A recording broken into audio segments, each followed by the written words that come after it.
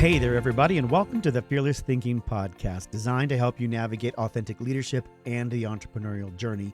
I'm your host, Michael DeVue, and these are my thoughts, lessons, and insights from my entrepreneurial journey into coaching, workshops, motivational speaking, and of course, what I picked up from interviews with inspiring leaders and entrepreneurs along the way. My mission is to help people unlock their untapped potential by using fear as a catalyst for powerful change and growth, so they can step into the greatest version of their most authentic selves. All right, let's get into some fearless thinking.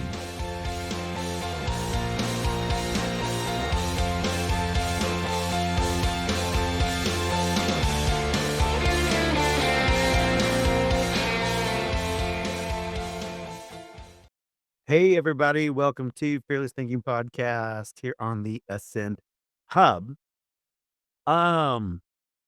I'm Michael DeVue, and I'm your host of Fearless Thinking. And today, we're going to talk a little bit about embracing the edge of transformation. This is 2025. We're going into a new year. We already are into a new year, and this is the year. I think this is a year of transformation for a lot of us. Um, this is the year of AI. I was looking at new phrases, ways to sort of embrace and set intentions for 2025. And one of the things that I wanted to do was no longer use the word but, B-U-T, but, and use something else. One of the things that happens when you use the term, when you use but, it's almost like you're discrediting what you were going to say before. It's a disclaimer. It's discounting the phrase that came before it, right? And so I think this is sort of an interesting way when you think about what you want to say and how you want to present it to other people. If you're going to say something and then follow it with but, why did you intend on saying it in the first place? So I want to transform my thinking and my behavior in such a way that allows me the opportunity to not, that's weird, to, my background's acting funny, to, I want to transform the way that I phrase things and my intention behind the statements that I make in such a way that allows me to no longer use the word but. There are places and there are times, of course, for that particular phrase. But in terms of embracing the edge of transformation for this particular episode, this is about getting uncomfortable with comfortable, or getting comfortable with the uncomfortable.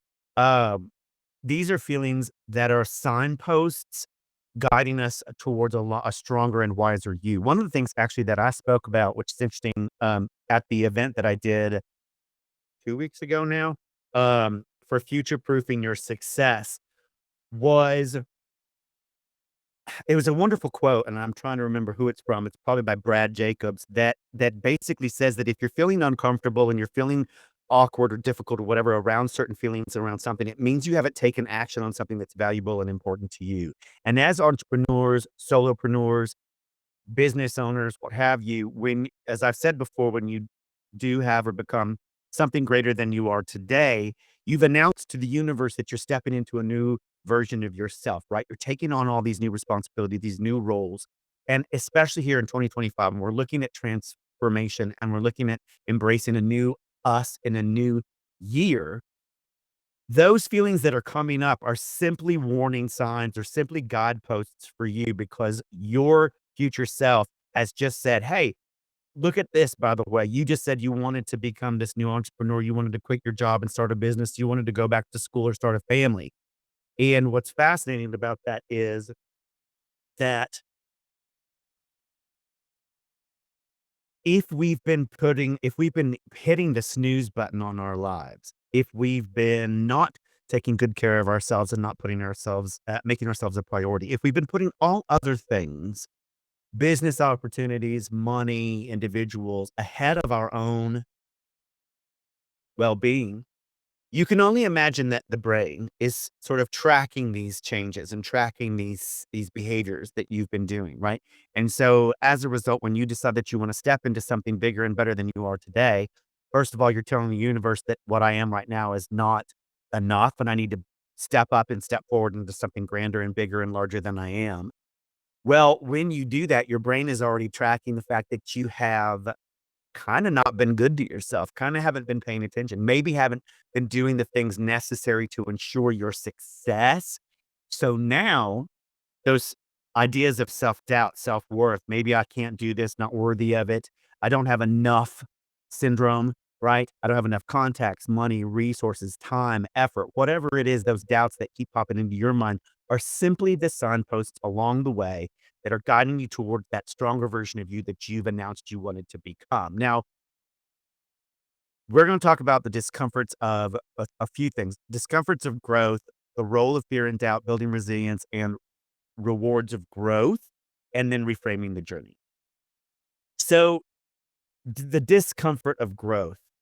You can't have growth without it. Let's just go back to the days when we were growing up. We had growing pains. I mean, it's a real thing. It's not a phrase just because. It is because when you're growing, your bones are growing and it hurts. There's aching and there's pain involved in your body getting bigger, your muscles growing, your bones growing, right? It's same thing when you go to the gym and you want to work out, which you can totally tell by my wonderful physique that I am regularly at the gym. Not. However, when you do that, the in order to encourage growth, you have to endure some uncomfortable pain, some discomfort, right?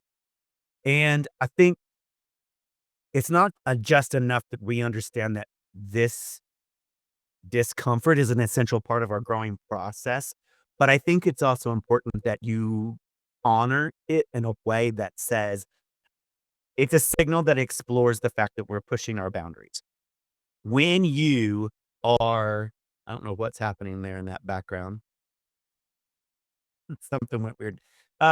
When you're exploring ways to increase your skill sets, mindsets, all the different things, you're gonna experience some uncomfortable spaces, some interesting spaces that bring up certain parts of your life that maybe you weren't thinking about, weren't prepared to face. So, when those things arise, if you can adjust your mindset to understand that that's an encouraging sign, that's a sign of growth and opportunity for you.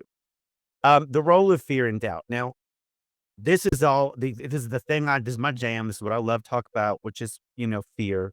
I think when you begin to adjust your mindset around these things, when you begin to reframe your experience and your relationship with fear in such a way that you are now engaging with those doubts, those fears on a regular basis, what happens, and this is part of the feel, foster, flip, and free scenario, is the steps, the four F's framework in making fear your friend. When you begin to foster a relationship with fear, your fear specifically, what happens, it's very interesting. At a certain time or a certain specific part of your journey, it stops feeling like fear. The things you used to call fear, which I feel like honestly, I feel like we use fear as a coverall for a lot of actual emotions that really require names. Doubt, anxiety, trepidation, worry. Those are specific terms for the types of feelings that we're having. And I feel sometimes we use the word fear as sort of a coverall, bingo. I don't think that's fair, number 1, to the word fear, let alone to our emotions. I feel like we really should be using better words and clarified words for that specific feeling that's coming up when we're trying to step into the version of ourselves. So I think it's important that we understand the role of fear and doubt in our lives as solopreneurs, entrepreneurs, and business people. It's going to come up because it is helping to guide us to make better decisions for ourselves and better strategies for our future. This is the opportunity to lean into those feelings and then bring them on this side of the future proof committee, on this side of the table, and start to ensure that you're getting that feedback mechanism, right? And that you're engaging with it. One of the things that I thought was really fascinating, I didn't realize that the fears that I had had just stopped, they stopped feeling like fear. And I stopped referencing them as fear because they just didn't feel like fear anymore. It just felt like information. It felt like data. They felt like I don't know, something else, but just not fear. It was like, "Oh, this is something I should be paying attention to. This is something I've asked for. I've literally asked the universe for this opportunity, and here are all the little uncomfortable things and potholes and obstacles and challenges I get to face to become this version of myself I said I wanted to be."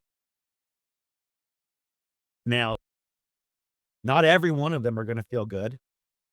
Not every one of them are gonna pop up at the most convenient time. In fact, what I think is when you begin to engage with those fears on a regular basis, when you begin to just one second, I'm gonna turn this off. When you begin to engage with those, some of them will begin to like what I do because I usually have a weekly meeting with myself and my AI called Fred, through Fireflies, and I go through all of the emails, notes, thoughts, ideas, things like that that I've been thinking about this during this week's period. And I share my continuing thoughts about that. I share my concerns, my hopes, my dreams, my strategies for the future, things that I wanna do. What I do is I feel like that's me engaging with my future self, and when I begin to do that, what's fascinating is because I've assigned my fear a role and a responsibility in my activities, it doesn't just pop up in the weirdest moments and the most uncomfortable places. It actually advises me, steps in, gives me information, when I ask for it, as opposed to just thwarting me in the middle of a situation that makes me uncomfortable. So I think that all of us can engage with fear and learn to understand that our relationship with fear is something that we need to nurture and we need to lean into. It's never gonna go away. You won't get rid of it. You can't it's like you can't, you can't get rid of I don't know, happiness, joy, thinking, your brain. But fear is just one of those things. It's one of those mechanisms that your brain and your body engage with regularly to help guide you on this wonderful journey called life. So, building resilience. Now, there's just no way to build resilience without obstacles. You can't build resilience without struggle, right? Now, the struggle, you can define the struggle. It doesn't have to be bad. We can make better, wiser choices for ourselves to ensure that the types of struggles that we are engaging with are actually productive and moving us forward and we're growing as individuals. I think that's one of the wonderful things about getting older. The types of decisions that I make are based on a lot of really good data and information from my life experiences as opposed to just sort of naive jumping into things. Now, I used to just jump in with both hands and feet into situations, and figure it out. And while I think there's a bit of, I don't know, excitement there, certain lessons you could learn obviously along the way. One of the benefits of having that wisdom and that hindsight is that today the kinds of decisions and risks I'm willing to take are mitigated based on all of my life's experiences, advice, lessons, teachings, things like that. So I can take calculated risks on certain types of things where I understand that the reward on the other side requires me to step up and into this series of steps, processes. Um, and I'm kind of assured that whether I make it or not, when I fall, because I've built up my resilience, it isn't gonna hurt as bad. It's not gonna be as far. It's not gonna be as difficult or challenging. And by the way, I'm gonna learn something. I'm always determined to learn something no matter what I take on, even if I fall or fail at it, which I don't think is necessarily failure because I'm learning something and that's valuable to me. And if I turn around and take that lesson and I do something with it, then it's not a failure, right? I'm turning the power and energy that was into something good, something different. Next is the rewards of growth. Now, once we stepped outside our comfort zone and we've embraced the opportunity for growth and we start shifting our perspective because we're now bringing on new skills, new insights, um, there are rewards from that growth and they're tangible and you can feel them. You can sense them because things change about you and around you that weren't necessarily the same before. Relationships will shift. This is a big one for those of us who are in this world of taking on all kinds of ambitious opportunities as solopreneurs and entrepreneurs and business people. How many friendships and relationships have fallen away simply because you changed. And it's fascinating to me because I feel like that's just the universe just going, you know what, we're just going to move this out of your way because you need new opportunities and new relationships to help you build your dream. And this particular relationship served its course. It's now time to go. And we're just going to get that out of the way and let them go on their way, be at peace, right? That is one of the rewards of growth. It is also challenging sometimes for us to let go of those relationships. I don't want to call them unhealthy specifically. I suppose they are unhealthy if you continue to hold on to them and they're not doing you any good.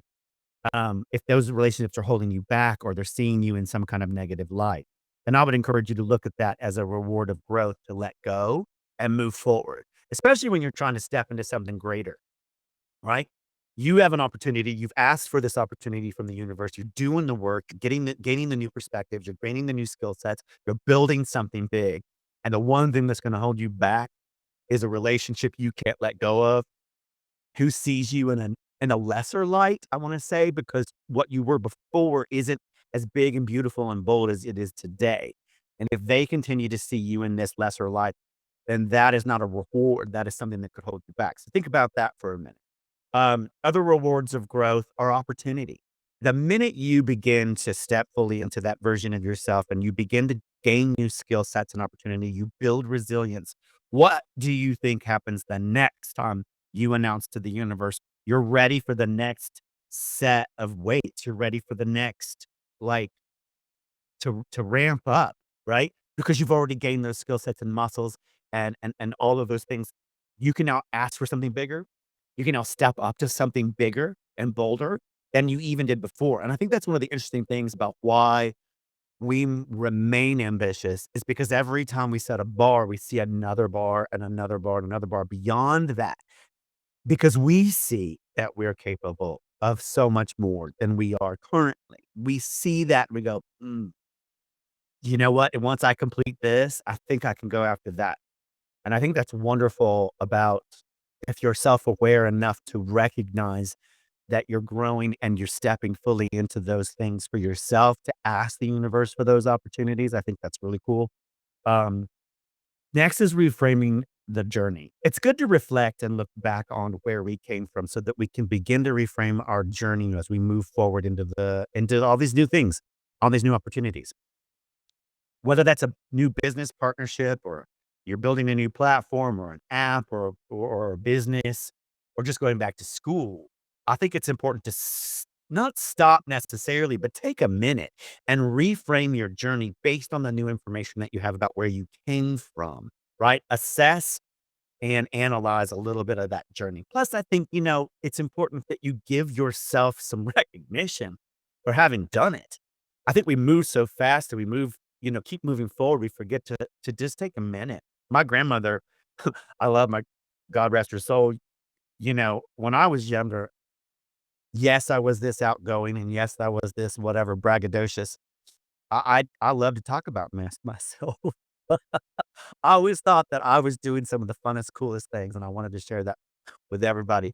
So it's probably no wonder that I'm here doing this now, um, but I was a performer and I was dancing with people like Michael Jackson and Garth Brooks and Shania Twain and other people.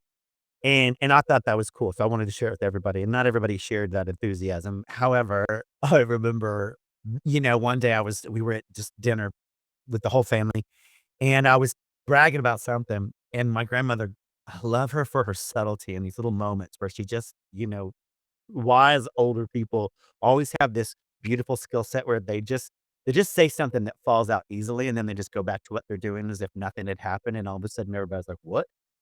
And I'm sitting there sharing it, and she's sitting next to me, and she leans over like this, and she says, loud enough for everybody to hear.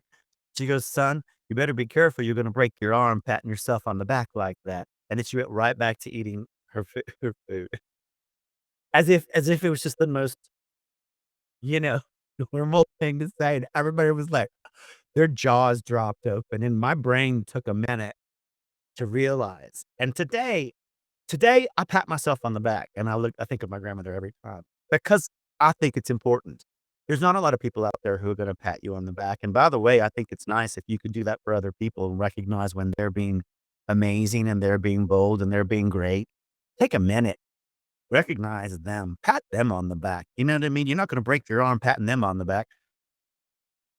But yeah, I think when you've gotten through the journey and you've asked for the new opportunities and you've reframed your thinking and your the role of doubt and fear and you've built resilience, it's now time to reframe the journey, look back and give yourself a little bit of credit. Recognize that you've done this thing and you're now ready to accept the responsibility and the opportunity to perhaps step into and up to something even bigger and bolder, right?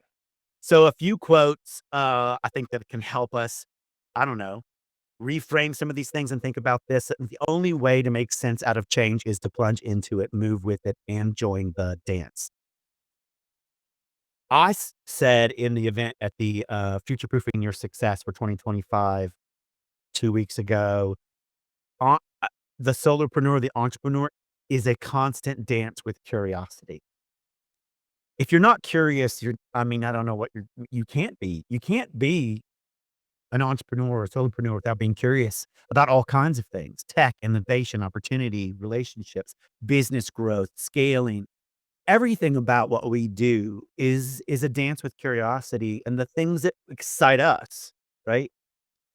Because I mean, me, I don't build tech and a app platforms. That's not my thing, but there are other ambitious entrepreneurs out there doing exactly that, and they're curious about it constantly, and they wake up thinking about it, and that excites them. The dance with curiosity, I think, is huge. Let's see, another one here is the discomfort of growth is often a sign that you're stepping out of your comfort zone and is an essential step for any real transformation. This goes back to that quote I was talking about, where I think from Brad Jacobs. If you're feeling some kind of, like, uncomfortable way or you're feel like, that's usually a sign that there's that action around something that's valuable and important to you that you haven't taken yet, right? I'm not talking about the uncomfortableness of stepping up and stepping into a whole new role and taking on new responsibilities or a new challenge. I'm talking about those little itchy things in the back of your brain where you're like, "Oh, this thing."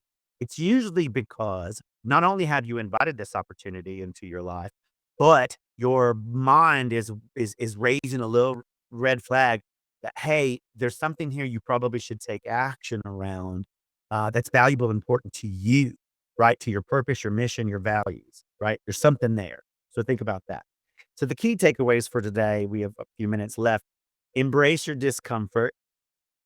You know, figure out what that is for you. I would encourage you to write that down. Like whenever you feel a moment of discomfort, especially when it comes around your business or your journey, maybe jot down a little note. I use voice notes AI and mem um to record my thoughts because I have so many of them and they seem random. Now, let me just say this is a caveat because when I was younger, they were random. But after 40 years of having them, they wove together finally and they're becoming something. So keep track of those thoughts because one day they actually might turn out to be something important and valuable for you. But I think if you know you're having a moment of discomfort, I would note the time, note the space, and note the subject matter around what is that discomfort, right? Because you're gonna discover if you keep a little track of that and you make a little memo for yourself, you might discover that there's something valuable and important in that moment of discomfort that you weren't aware of, and that if it's happening regularly or it's happening during certain circumstances, ah, okay, that's important data for you to have, and now you can begin to either adjust or mitigate or plan for to figure out exactly what you need to do so that that no longer becomes uncomfortable. Facing your fears. This is part of the four-step framework: feel, foster, flip, and free. I think what's different is that once you begin to not just face your fears, but embrace your fears, once you begin to establish a really ongoing long-term relationship with those things that we used to call fear, they stop becoming fears. Um, they are informative, not fearful, not fear, they're just pieces of information and data that's always been there. Your brain is constantly monitoring for these things, and it's just raising awareness, raising your awareness on the moments and the things that you need to be aware of so that you can step fully into the thing you've claimed you want to do, right? We talked about building resilience. Obviously, you can't do that without change, without uncomfortable, without growth. You gotta build resilience. I think if you're talking about building resilience for your team, and it's important to create safe environments and open environments to discuss what that looks like for teams, especially if you're working in places where you want them to be innovative. They've gotta grow, and you've gotta give them challenges, but you also gotta make sure that your team's resilient, and part of that, I think, as a leader is encouraging them to take those steps outside their own comfort zones, provide a safe environment where failure is not only encouraged, but they've got a nice landing mat, just in case, right? And then encourage them to keep trying and keep thinking bigger and broader outside of that proverbial box. We all come with our own biases and our own experiences and our own backgrounds that could limit our thinking and limit our opportunity to be innovative. But as a team, we can gain perspectives from other people's experiences, which I think is super valuable. So remember when you're building that team of resiliency that you embrace those opportunities for new perspectives and you bring them together into a little soup of innovation and opportunity, right? Seek opportunities for growth and reframe your change. You know, I don't think you could do what you do and not be seeking opportunities for growth. You can't be a business person and an entrepreneur without seeking opportunities for growth. I think the whole journey of it is a constant invitation to the dance of growth, not just personal, but professional, not just individual, but community, right? We're always looking for opportunities to grow, provide growth, seek out change, not just for change's sake, mind you, but in bigger, broader ways. Whether it's through the services that you bring or the products that you develop, you're always seeking opportunity for growth. And I think that's a powerful, wonderful gift that you should embrace and you should pat yourself on the back. Which brings me to my closing, pat yourself on the back. Give yourself some credit. Love your journey and love yourself for taking this journey. 2025, it's got a lot of great opportunities in front of us. If you worked as hard as I did in 2024 planting seeds, it's now time to start looking at ways to harvest that crop. And I'm a little overwhelmed at what I've done. I think my farm is okay, I should have concentrated on just the alfalfa and the corn or something, but I planted a lot of things, and now it's time for me to get out there and do it. I will say that my health is doing better, and I'm back to what I feel like is where I used to be. That is good, which means I could finally sort of take some steps, and a lot of these things that have been sort of sitting there on a shelf waiting for me to get better so that I could start tackling them, um, which is cool. I'm glad that I'm able to do that. So that's part of my journey. So, yeah, embrace your comfort zones, step into the opportunities that you've asked for yourself, and take a fine minute to review your values and your purpose and ensure that everything that you're doing is in alignment with those so that when you get to the place where you want to look back down that road, yep, fearless road, um, yeah, you can do it with some gratitude and you can do it with some pride because, that what we're doing on this planet as individuals is bringing our lights and our gifts. And if you're an entrepreneur, solopreneur, a business owner trying to do that, you're doing it in such ambitious, bold ways. The risks that we take on, right, are greater than a lot of other people's. And so I think it's important that you recognize, I will recognize for you and in you that you're doing incredible things with that gift. So bring them here to the Ascend Hub, share them with us, join us on the journey. We've got a lot of exciting things coming this year. I'm really excited about the partnerships. I'm really excited about the content and programming. I'm really excited about getting the chambers of commerce members on board. We are in talks with those to try to get them on board here. Yeah. So anyway, fearless thinking. This is all I got for this week, January 20th, 2025. Can you believe it? I can't believe it. Here we are. Go have a fantastic week. Be nice and kind to each other. Pat someone on the back. And yeah, embrace the journey that you're on because you're doing incredible, wonderful things and we're all here for it. So, all right. Have a wonderful day. I appreciate y'all. Take care. See you next week. Bye.